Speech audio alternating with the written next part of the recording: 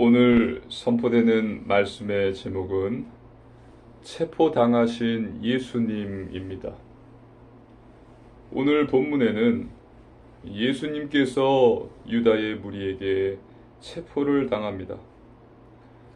앞장서온 유다는 예수님께 입을 맞춥니다. 예수님이 바로 이 사람이다는 사실을 알려주어서 무리들이 잡게 하기 위함이었던 것입니다.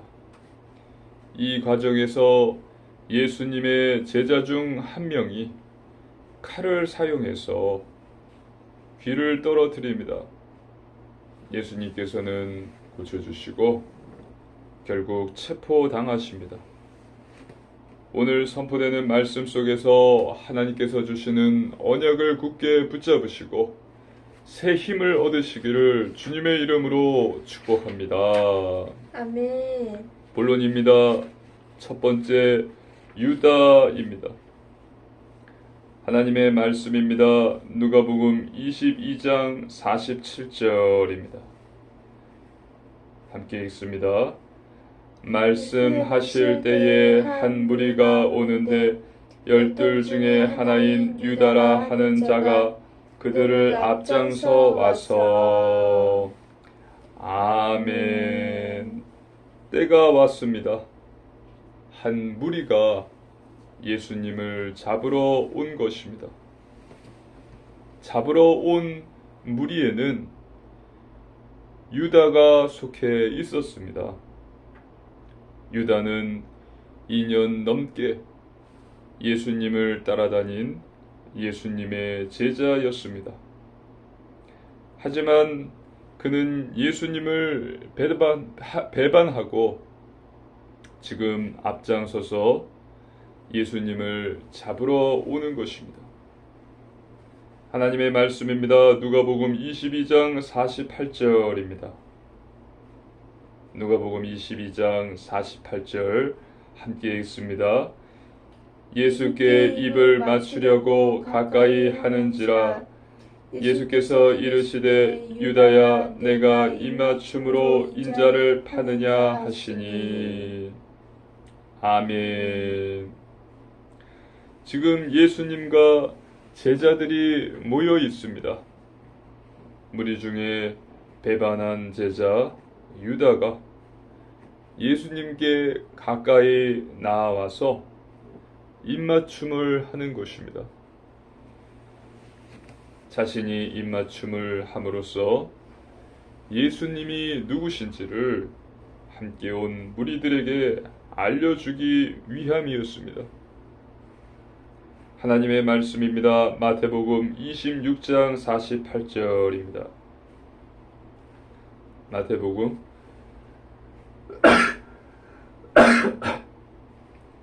마태복음 26장 48절입니다. 함께 읽습니다. 예수를 파는 자가 그들에게 군호를 짜 이르되 내가 입맞추는 자가 그이니 그를 잡으라 한지라. 아멘. 입맞춤은 유대 전통의 공경, 존경을 나타내는 스승에 대한 인사법인데 이 입맞춤을 예수님을 팔기 위한 수단으로 이용합니다. 유다에게 더 이상 그런 것은 중요하지 않았습니다. 자신의 이익을 위해 사용하는 하나의 수단에 불과했습니다.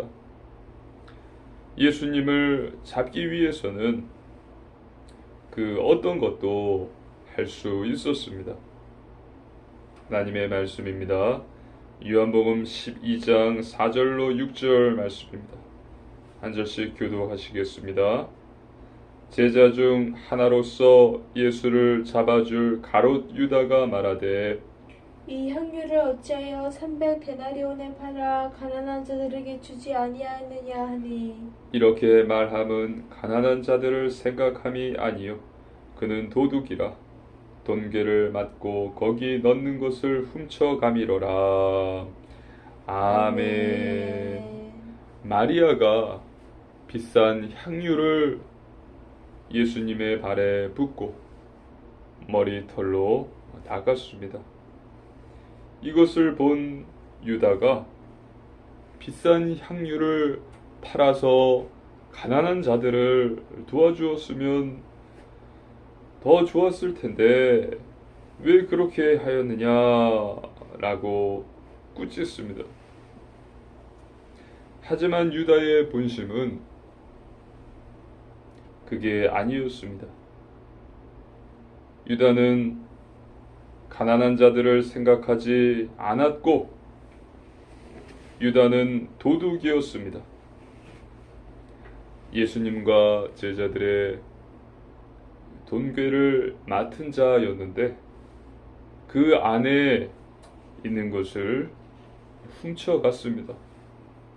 자기 마음대로 사용했습니다. 유다는 가난한 자들도 생각하지 않았습니다. 유다는 도둑이었습니다. 유다가 예수님을 따라다닌 이유는 돈을 더 벌기 위함이었고 성공하기 위함이었던 것입니다. 예수님의 나라가 세워지면 한 자리를 차지하려는 그런 마음이었던 것입니다. 돈, 성공, 권력입니다. 이것이 목적이었습니다. 그래서 자신이 생각했던 것처럼 풀리지 않자 예수님마저 은 30에 팔아넘깁니다. 그러나 결국 유다는 목매어 자살합니다. 하나님의 말씀입니다. 마태복음 27장 3절로 5절 말씀입니다.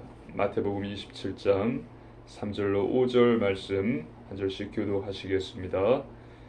그때에 예수를 판 유다가 그의 정죄됨을 보고 스스로 뉘우쳐 그 은 30을 대제사장들과 장로들에게 도로 갖다 주며 이르되 내가 무죄한 피를 팔고 죄를 범하였도다 하니 그들이 이르되 그것이 우리에게 무슨 상관이냐 내가 당하라 하거늘 유다가 은을 성소에 던져 넣고 물러가서 스스로 목매어 죽은지라. 아멘.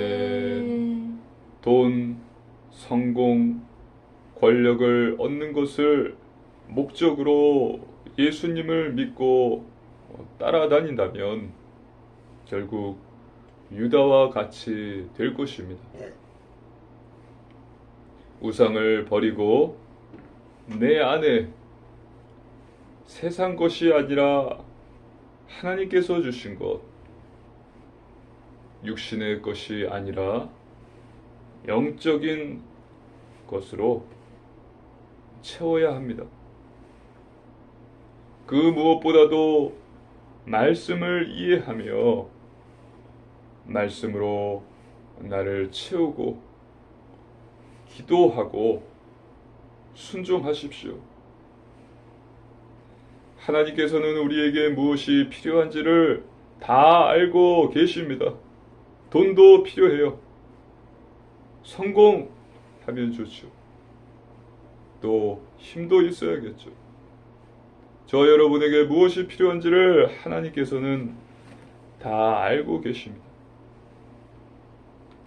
하지만 돈과 성공, 권력이 예수님을 믿는 목적이 되어버린다면 결국 유다와 같이 비참한 최후를 맞이하게 된다는 것을 성경은 우리에게 말하고 있습니다. 그러한 우상들을 다 내던져 버리시고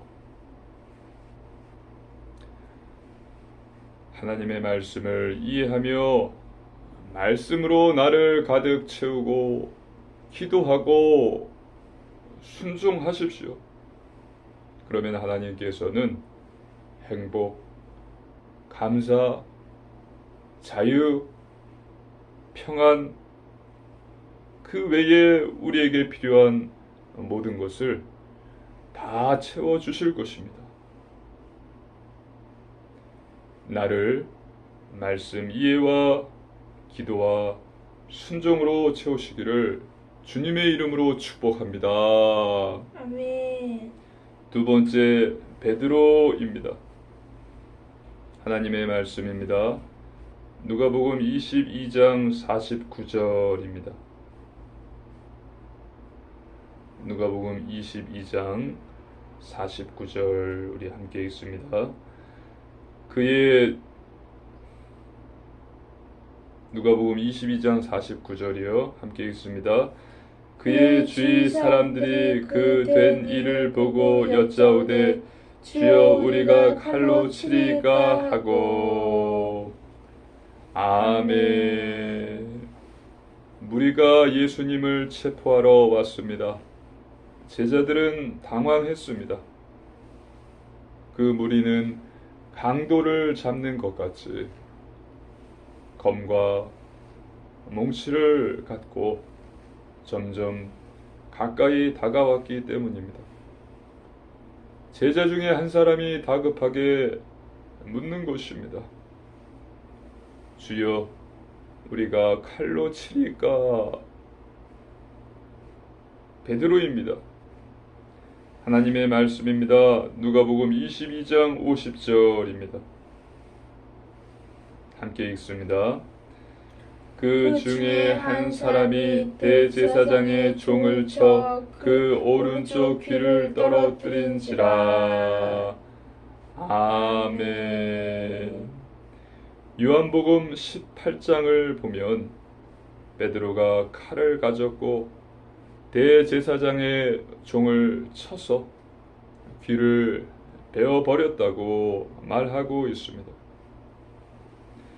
무리가 다급히 들이닥친 상황일 수도 있었고 제자들이 조급하여 먼저 무리에게 덤빈 상황일 수도 있습니다. 중요한 것은 예수님께서 답을 하시기 전에 먼저 칼을 휘둘러 버린 것입니다. 하나님의 말씀입니다. 누가복음 22장 51절입니다. 함께 읽습니다. 예수께서 일러 이르시되 이것까지 참으라 하시고 그 귀를 먼저 낫게 하시더라. 아멘. 예수님께서는 참으라고 말씀하셨습니다. 그리고 귀를 고쳐주셨습니다. 요한복음 8장 11절입니다. 요한복음 18장 11절입니다. 함께 읽습니다. 예수께서 베드로더러 이르시되 칼을 칼집에 꽂으라. 아버지께서 주신 잔을 내가 마시지 아니하겠느냐 하시니라. 아멘. 예수님께서 베드로에게 칼을 칼집에 꽂으라고 말씀하십니다. 그리고 아버지께서 주신 잔을 내가 마시지 않겠냐고 말씀하십니다. 베드로는 거침없는 사람이었습니다. 혈기가 있었고 분노 있었고 화가 있는 그런 예수님의 제자였습니다. 이것으로 인해 베드로는 칼을 휘둘렀는데 중요한 것은 이것이 예수님의 사역을 돕는 것이 아니라 예수님의 사역을 방해하는 것이었다라는 사실입니다. 하나님을 믿는 사람인 저와 여러분에게는 육신을 입은 존재라 죄성이 있습니다. 혈기 있어요. 분노, 화, 다 있습니다.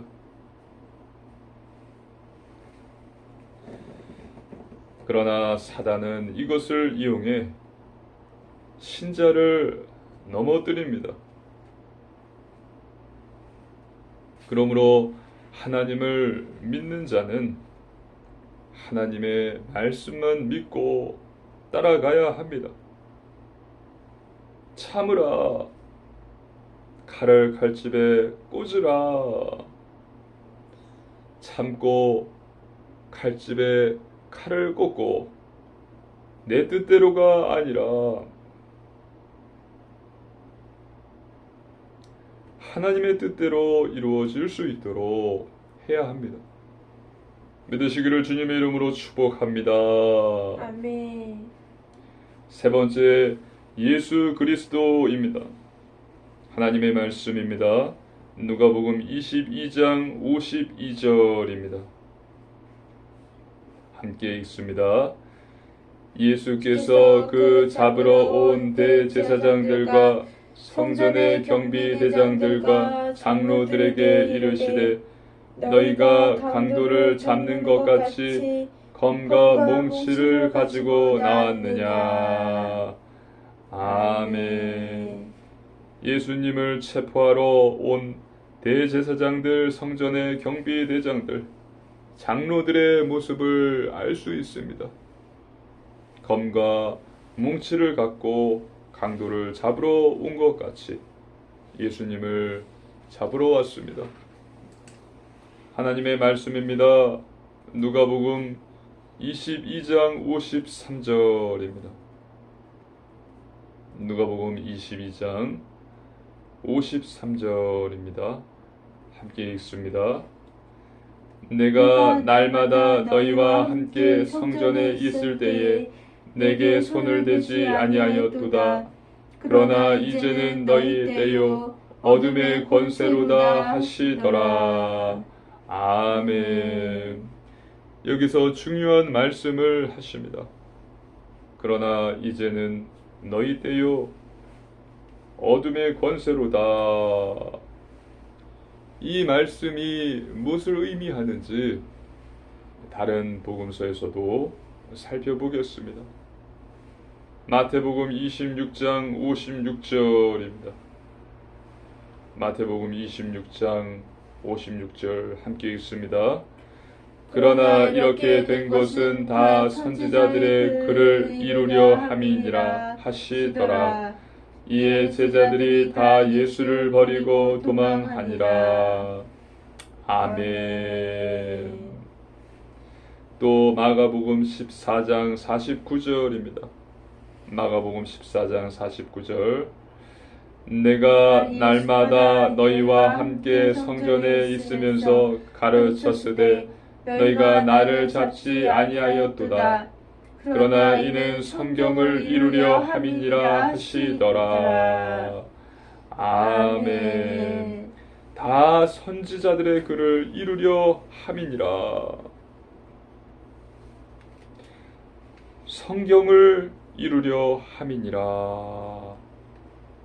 즉 이 모든 것은 하나님의 구원의 역사, 하나님의 구속사를 이루기 위함이라는 것을 성경은 말하고 있습니다.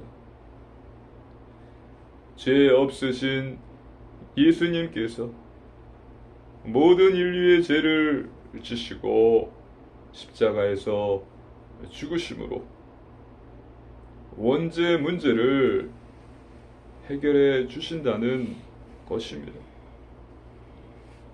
모든 것은 인류의 구원을 위한 하나님의 계획입니다.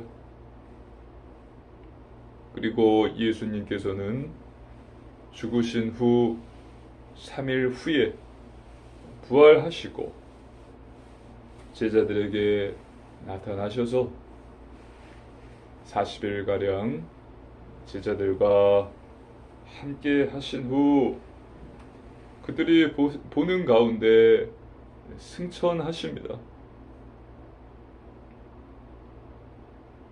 그리고 그분은 다시 오십니다. 재림하십니다. 예수님은 인류의 메시아이십니다. 우리의 구원자 그리스도이십니다. 믿으시기를 주님의 이름으로 축복합니다. 아멘. 하나님을 만나는 길 되신 참 선지자, 사단의 권세를 꺾으신 참왕, 원죄 문제를 해결하신 참 제사장이십니다. 그리고 예수님은 이 땅에 다시 오십니다. 내가 속히 오리라. 믿으시기를 주님의 이름으로 축복합니다. 아멘. 결론입니다. 첫 번째, 말씀 충만입니다. 하나님 말씀으로 충만해야 합니다. 말씀은 우리 영혼의 양식입니다. 말씀이 충만해야 우리의 영혼이 살고 몸과 마음도 건강해집니다. 말씀 충만이 성경을 10독, 20독, 30독 하라는 말씀이 아닙니다. 먼저 말씀이 이해되고 말씀이 실천이 되어야 한다는 뜻입니다. 밤이 되면 잠을 자고 또 아침이 되면 일어나고 밥 먹을 때가 되면 식사를 하는 것 같이 성경을 읽는 것도 그리스도인이라면 당연히 해야 하는 것입니다. 말씀 충만이라는 것은 성경을 10독, 20독, 30독, 100독 해야 된다. 설교를 많이 들어야 된다는 뜻이 아니라 말씀을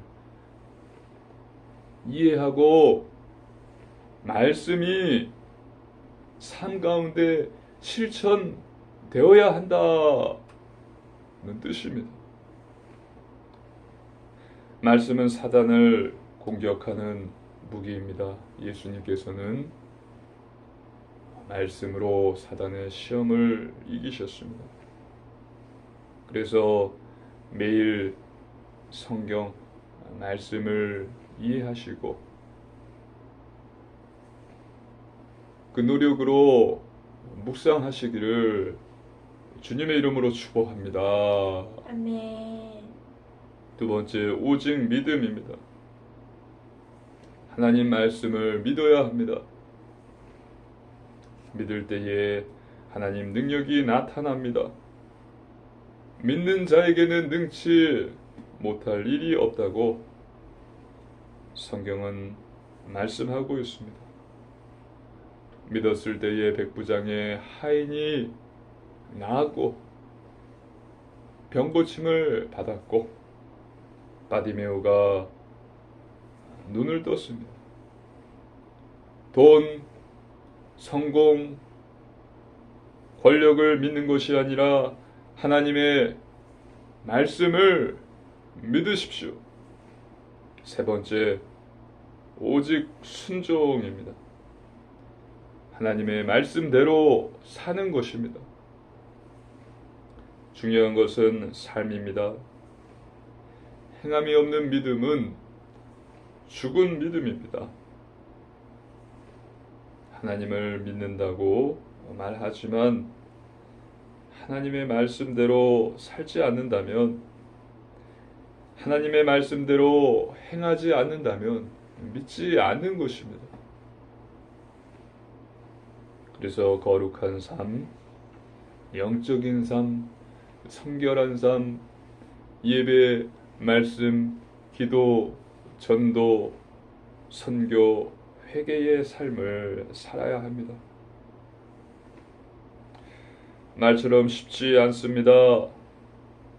그 이유는 우리의 죄성과 사단의 공격 때문입니다. 그러나 가능합니다. 성령님께서 계십니다.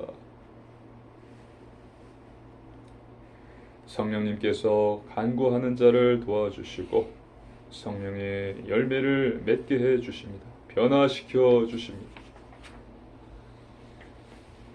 믿으시기를 주님의 이름으로 축복합니다. 아멘. 그래서 잘 들으십시오. 이번 한 주도 돈과 성공, 권력이 삶의 목적이 되어버려서 결국 비참하고 영원한 죽음을 당한 유다를 잊지 마시고 내 안에 세상 것, 우상이 아니라 말씀 이해와 기도가 차서 내 뜻대로 아닌 하나님의 뜻대로 되어지기를 기도하시고 진짜 예수님이 나의 그리스도가 되어서 현장에서 복음의 증인으로 서시는 우리 초대교회 성도님들 되시기를 주님의 이름으로 축복합니다. 아멘. 함께 기도드리시겠습니다. 하나님 아버지 감사를 드립니다. 하나님께서 주신 놀라운 구원의 은혜에 감사를 드립니다. 예수님이 나의 삶의 목적이 되게 하옵소서. 내 안에 돈과 성공, 권력, 이러한 우상이 아니라 말씀 이해와 기도와 순종함이 가득 넘치게 하여 주시옵소서. 예수님이 나의 그리스도 되셔서 이번 한 주도 현장에서 복음의 증인 되게 하옵소서. 감사드리며 우리 주 예수님 이름으로 간절히 기도드리옵나이다. 아멘.